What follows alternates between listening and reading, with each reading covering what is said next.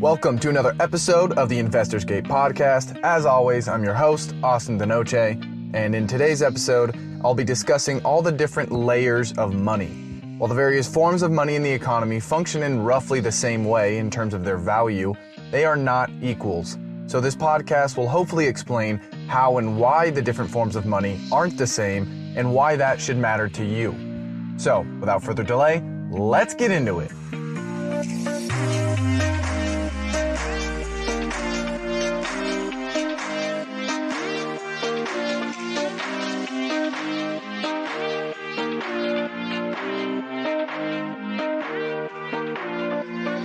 Though moneyness is usually viewed as binary, as in something either is or is not money, there's actually a hierarchy placing certain forms above others.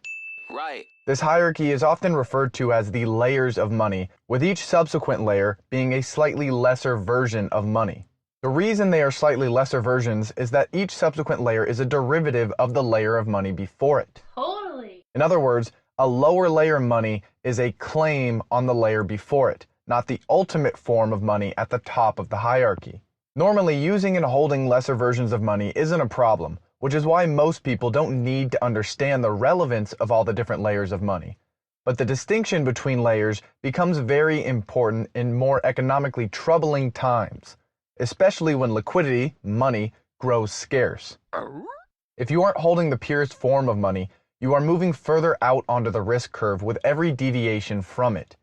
This is because all forms of money beyond the first layer are someone else's liability, meaning that someone has promised you, the holder of non-layer 1 money, to honor that asset as real money if an exchange is desired. For real? You fuck with that? In discovery of the moneyness of your money, the simple questions you have to ask yourself are why does this money have value and who is responsible for its value? If your answer to either involves a person, business, or government, you don't have the highest form of money. Aww. So what exactly is layer 1 money? Layer 1, the purest form of money, is any bearer asset that isn't anyone's liability. Historically, layer 1 money was gold or other precious metals that were considered to be intrinsically valuable. But Bitcoin or a house are also examples of layer 1 money. Their moneyness or value is an inherent property rather than an attribute granted by a government, promised by a business, or assumed from a claim on future cash flows. Whether its value as money comes from its scarcity, utility, or both, it is seen as an intrinsic quality of the asset. Nice. No matter what happens in the economy, whether markets crash, banks fail, or the government itself collapses, a layer 1 form of money will retain its moneyness. This is largely because layer 1 money doesn't require any other person or entity to honor or repay its value. Layer 1 money is a form of final settlement, not a claim on a future settlement wholly dependent on another party's promise or solvency. If a bank fails and all your money is stored with that bank, the value of your account is completely dependent on the bank fulfilling its end of the bargain. If it issued too many risky loans and lost everybody's money, another party would have to step in to reimburse you, meaning your money isn't technically in your hands. It's someone else's liability. Oh, hell no! At this point, I hope the importance of layer 1 money is becoming more clear. Concerns about different forms of money exchanging at par value for other forms of money may not be relevant the vast majority of the time, but when it does matter, it matters a lot. Breakdowns in the layers of money don't happen often, but when the stakes are so high, as in you can lose all of your money, it's worth learning about those rare circumstances to prepare yourself by holding money higher up in the hierarchy. This idea of trying to hold an asset higher up in the hierarchy of money is actually where the practice of hiding a stack of bills under your mattress comes from. What? Some people prefer to trust as few people as possible when it comes to their money, and hiding money under your bed or in a hole in the backyard is an effective, albeit outdated, way of climbing up that ladder one more rung. That said, the dollars buried in your backyard are still the liability of the Fed, but I digress. Little bitch. Before I get into layer 2 money like the dollar, let me explain some of the shortcomings of layer 1 money that inspired additional layers. Layer 1 has its advantages, but there are practical reasons societies introduced a layer 2 and 3, so it's not as if the risks of holding someone else's liability aren't, under most circumstances, worth the benefits. Say what? As trade and economies expanded, the demand for greater liquidity could not be met just by Layer 1. Settling every transaction with physical gold, or any physical asset for that matter, was incredibly inconvenient and impractical, especially with cross-border payments. So Layer 2 money was a way to address these scaling issues. If every trade was executed with a Layer 1 money like gold, every trade would have to be done in person and settled immediately. There would be no way to borrow or lend, and certainly no way to quickly exchange money across large-scale, high-volume economies. To gain any of these more practical scaling functions of money, you have to create some kind of derivative that acts as a claim to that money, often with interest, at a later date. Whether that's an IOU for a loan or separate currency redeemable for something like gold, it acts as a placeholder for real payment, which substantially increases the velocity and flexibility of money. The more trade and transactions within an economy, the more liquidity and flexibility are needed. So Layer 1 money just didn't cut it as economies evolved beyond the simplicity of one type of money that could only work through final settlement, especially as we moved into the digital world. And this is what brings us to Layer 2 money. To paint a more complete picture of Layer 2 money, let's begin with how it first manifested itself. As previously alluded to, the reason for Layer 2 money emerging was to address the liquidity concerns and scaling limitations of Layer 1 money. But there's a specific mechanism for how this was done. Layer 2 money was first introduced through a two-column ledger system, commonly referred to as double-entry bookkeeping. Double-entry bookkeeping is really just a different way of saying a T-chart with assets on one side and liabilities on the other. By creating a record of transactions broken down into assets and liabilities, anyone can easily track which transactions are credits and which are debits. In other words, double-entry bookkeeping was a way to track the revolving door of assets and liabilities as they shift hands throughout the day, week, or what have you. In doing so, people could delay the headache of payments and focus more on the business side of things. And at the end of the day, or after some number of transactions, everyone adds up their books and settles all the claims they have on other people's money and all the claims other people have on their money. That was easy. Perhaps one of the simplest ways to explain double-entry bookkeeping and its usefulness is through the example of bar tabs. Rather than settling each transaction every time you buy a drink, you keep a tab to settle all of your transactions at once before you leave. Each drink is a liability of the bar and an asset of the person who drinks it, and each bill is an asset of the bar and a liability of the person who owes it. Totally. This is obviously a very simplified version of how double-entry bookkeeping and Layer 2 and beyond money work, but it hopefully explains the convenience of moving down the hierarchy of money. You may be relying on someone to eventually fulfill any liabilities, but that's usually not a concern, and delaying settlement is much more efficient.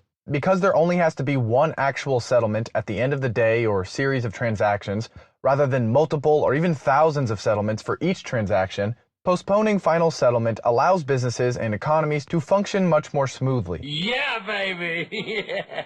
A simple tally of everyone's transactions, as seen through a balance sheet, just makes more sense, and has really become a necessity in the digital world. If you engage in a trade with someone and they give you $100 worth of food in exchange for a signed agreement, digital or otherwise, to pay $100 worth of gold tomorrow, that agreement is now their asset and your liability.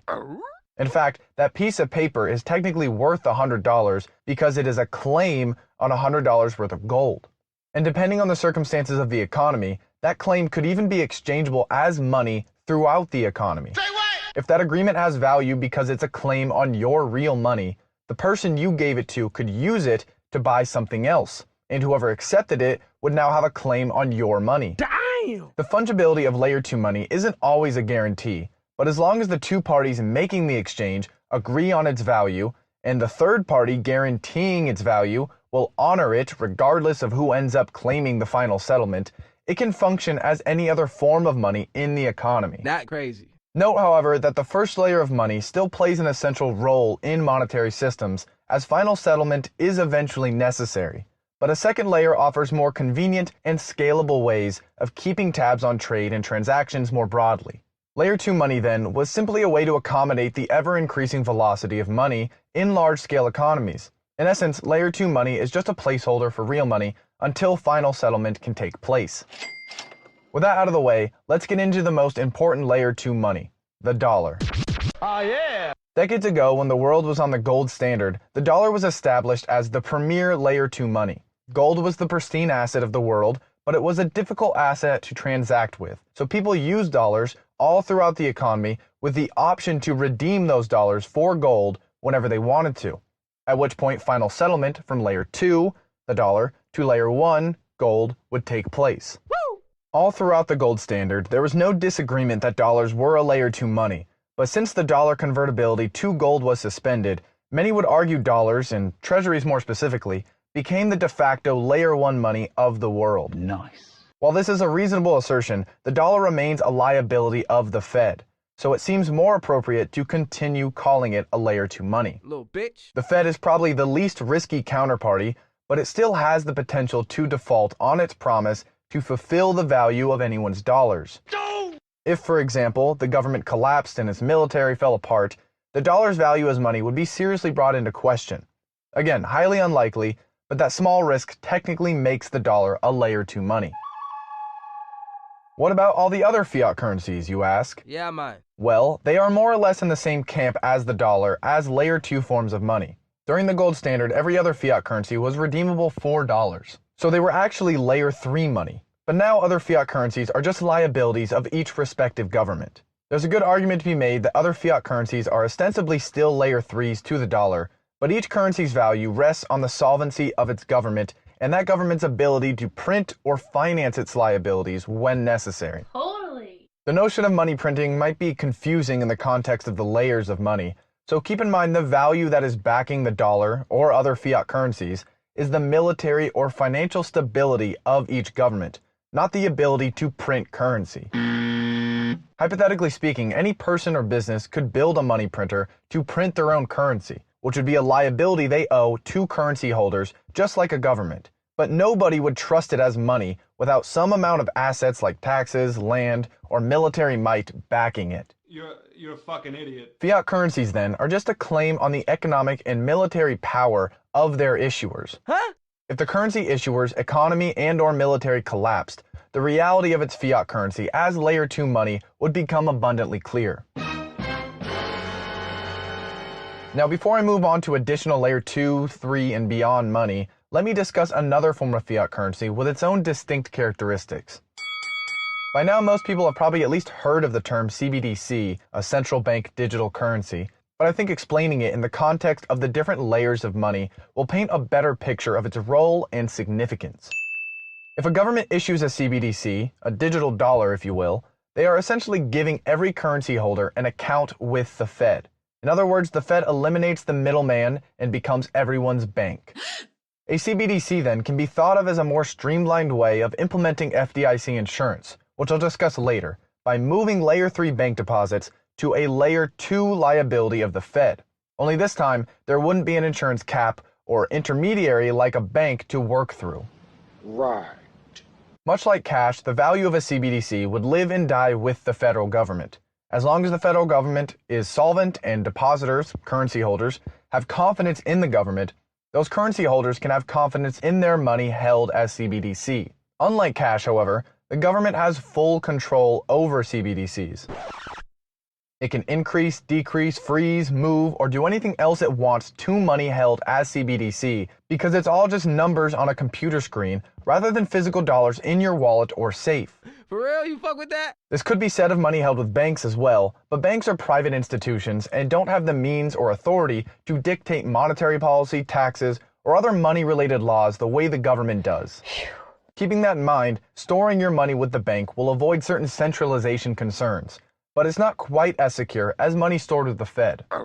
Your money might be a little safer held as CBDC when it comes to default risk, but all your transactions can be fully surveilled and managed by the federal government, including taxes.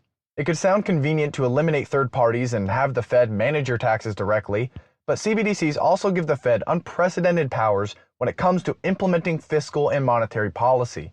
With every citizen having an account at the Fed, the government can instantly send out stimmy checks, but it can also instantly destroy money to combat inflation. QE and QT would no longer be executed through banks and bank reserves as an indirect way to implement monetary policy. They would directly control the entire money supply with a stroke of the keyboard. That was easy. The purpose of mentioning all this is to underscore the notion that moving up the hierarchy of money, unless you go directly to layer 1 money that isn't anyone's liability, isn't necessarily better. It's very possible governments will point to the various advantages of having layer 2 money and an account with the Fed to garner public support and promote CBDC adoption, but the privacy and centralization concerns of a CBDC bring into question the true merit of any such transition away from traditional bank deposits. A CBDC can increase transaction convenience and instill more confidence in money security, being that it is solely a liability of the Fed, but it also becomes a dangerous tool for controlling everyone's money. So be sure to maintain a healthy level of skepticism toward CBDCs going forward. With the various forms of fiat now out of the way, let's discuss some of the non-fiat forms. Another important layer 2 network worth mentioning, specifically built for scaling Bitcoin, is the Lightning Network. Although Bitcoin is a much more scalable layer 1 money than gold, especially when it comes to cross-border payments, final settlement still takes until the end of each block, which is roughly every 10 minutes. 10 minutes is an incredible improvement for international settlements, but it isn't that practical for your everyday purchase. Nobody wants to wait 10 minutes for their morning coffee transaction to settle, so creating a layer 2 system that allowed Bitcoin transactions to be approved instantly was essential to its functioning in any practical sense within the modern economy. Damn! To put it simply, the Lightning Network is like an electronic ledger tracking all the little transactions between everyone using it who are connected through various Lightning channels, and those transactions are eventually settled through smart contracts and cemented on the Bitcoin blockchain as the final settlement. The technology isn't that different from Bitcoin itself, it just delays final settlement to alleviate the 10-minute waiting period. It might be helpful to think of the Lightning Network as analogous to the dollar during the gold standard, with the Lightning Network being the dollar and Bitcoin being gold. The main difference is settlement is digitally managed through smart contracts, not in person at your local bank. Now, while fiat currencies and now the Lightning Network are the most popular forms of layer 2 money, they are hardly the only ones. To offer a broad definition, anything that is a direct claim to a layer 1 money is a layer 2 money, even if that claim is just a piece of paper your friend wrote out and signed. What? If it is a claim on layer 1 money like gold, Bitcoin, or a house, it's layer 2 money. Given such a broad definition, the quality of layer 2 money to keep in mind is its fungibility or capacity to be broadly accepted in an economy. Under the gold standard, everyone accepted dollars because they trusted it was as good as gold. But everybody probably wouldn't trust your friend's signed piece of paper despite it being a claim to the same layer 1 money, which in this case would be gold. This is because layer 2 money requires confidence. Any layer beyond layer 1 is trusting a counterparty to guarantee final settlement if and when desired. Most people would trust the government is good for the gold, but few people would trust your friend is, and even fewer people would accept your friend's signed piece of paper as actual money in the economy. Even if that friend was 100% good for the gold and ready to deliver it at any moment, you almost certainly couldn't exchange that claim to their gold for an equivalent amount of dollar-denominated value at a bank or with any private business. You're a fucking idiot. The importance of this distinction is to underscore the primacy of confidence as you move down the hierarchy of money. Counterparty risk is arguably the most important consideration for layer 2 and beyond, because the value of your money is derived from that counterparty's ability to fulfill final settlement. This means layer 2 money isn't necessarily better than layer 3 money. If the counterparty expected to honor a claim to a layer 1 money is less reputable or undercapitalized, its layer 2 money might not be accepted in the economy or even honored at par value to another entity's layer 3 money. Anyone can hand out a claim to an asset or write out a ledger to create layer 2 money, including a business with something like a gift card claim on goods it sells, but that doesn't mean that money is on quite the same level as a layer 2 like the dollar. At this point, I've hopefully touched on the most important points about layer 2, so let's transition into the next layer, layer 3. While the assumption might be the further down the hierarchy of money you go, the less familiar you would be with that form of money, it's actually quite the opposite. Layer 3 money is generally how the average person stores the vast majority of their cash, with the most well-known form of layer 3 money being bank deposits. Bank deposits can cast the illusion of safety and guaranteed moneyness, but money given to banks is not just held in a vault, despite what you might see on TV. No! It's almost exclusively digital and used to make more money through various lending activities or the purchase of financial assets. This is not to say that bank deposits are inherently dangerous, but their value is contingent on each respective bank responsibly managing those deposits and its business operations. Big banks are the next least risky counterparty after the federal government, but they are a counterparty nonetheless. To better explain the significance of banks and the reality of bank deposits, let's dive into the circumstances where their counterparty risk becomes very real. Bank runs. Just about everyone has some amount of money stored with a bank, and most people probably have the majority of their wealth stored with a bank. So the significance of bank deposits and Layer 3 money will hopefully not fall on deaf ears. Many of the most historic economic events throughout recent history have been powerfully influenced by Layer 3 money's lack of moneyness, including the Great Depression. Because Layer 3 money, like bank deposits, is owed by a counterparty, the bank, confidence in that counterparty is essential to deposits holding par value with the Layer 1 or 2 money from which it is derived, such as gold or dollars. Totally. If economic conditions are leading depositors to become concerned about their deposits held at a bank, they will rush to withdraw those deposits and drain the bank of all its gold or cash reserves. The problem with this is banks rely on fractional reserve banking and are almost always levered to a T, meaning they issue loans and buy financial assets with money they technically don't have, as they just create money whenever they issue credit. That might sound crazy, but that is the world we live in. Banks today only need to maintain a ratio of roughly 1 to 5 of cash reserves to liabilities, so they don't always have the money to pay every depositor at one time. Say what? The assumption is that most people won't be withdrawing their deposits, so banks are able to have the majority of their money tied up in loans and investments.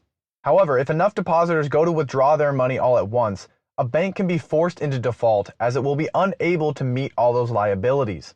And even if a bank doesn't default, large-scale withdrawals could bring it closer to defaulting, which might spark concerns over its future solvency and act as a feedback loop of declining depositor confidence and more withdrawals that eventually lead to a default. The term for this phenomenon is a bank run because depositors who gave their higher layer money to the bank are concerned the bank may no longer be good for it. So they run to the bank to withdraw all their money before it's too late. Everybody get the fuck up! The irony of this behavior is that it can cause a crisis even if financial conditions are perfectly normal. The nature of fractional reserve banking renders banks ill-equipped to handle large-scale withdrawals. So even if a bank has a healthy balance sheet and level of risk, it can default solely due to fearful depositors withdrawing their money. And we say bye-bye. Bank runs have played such a significant role in economic calamities that the federal government stepped in to essentially move bank deposits up the money hierarchy. Because confidence in Layer 3 money during economic turbulence is so unreliable, the government decided to insure the value of bank deposits themselves, which meant bank deposits became a liability of the Fed and a Layer 2 money, provided they fell within the purview of the FDIC. Although bank deposits are still technically a Layer 3 money, given they are a liability of a bank to pay back dollars, which is a liability of the Fed, up to $250,000 per depositor per insured bank is guaranteed by the Fed. Nice. This means that up to $250,000 held at an insured bank is effectively Layer 2 money fully guaranteed by the federal government in the event a bank defaults. That said, anything beyond $250,000 is still a liability of the bank, and thus still the lesser Layer 3 money you could lose if the bank defaults. No! After a long and troubled history of bank runs and collapses, the Federal Deposit Insurance Corporation stepped in to insure depositors. This agreement is more commonly referred to as FDIC insurance and was implemented for one simple purpose: to avoid bank runs.